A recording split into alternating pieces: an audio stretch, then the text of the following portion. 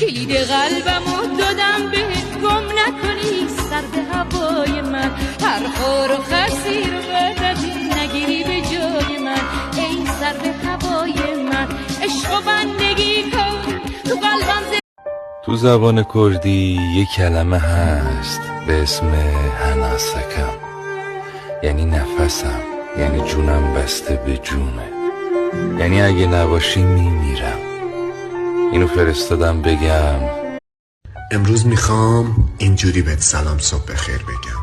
دنیا به کام همه باشد، امروز به کام تو بیشتر.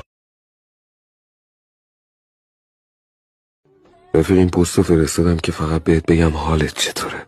نگو میگذره، میدونم میگذره، دوست دارم بهت خوش بگذره. از همینجا از خدا بهترینا رو برای حال دلت میخوام. تنت سلامت.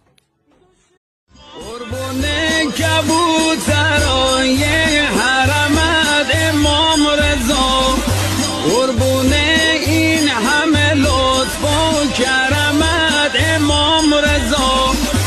از روزی این پست رو بفرست واسه عزیزترین آدم زندگی تو، بهش بگو تو 851 منی، یعنی از بین 8 میلیارد آدم توی 5 قاره دنیا تو یک نفر عزیزترین آدم زندگی من. رفیق اگه سراغی ازت نمیگیرم نرنج ازم.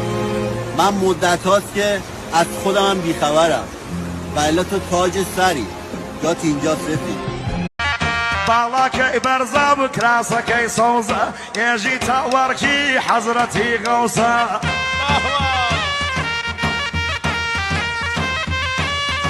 كاكش احمد وحناردم بولاد ريقر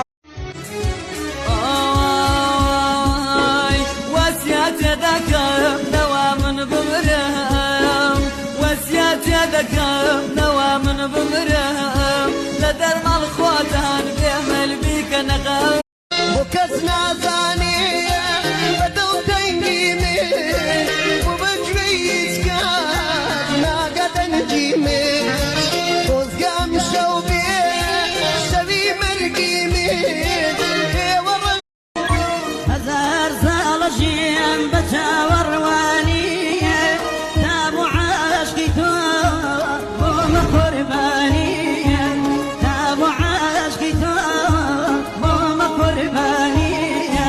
این دعا رو بفرست برای کسی که خیلی دوستش داری.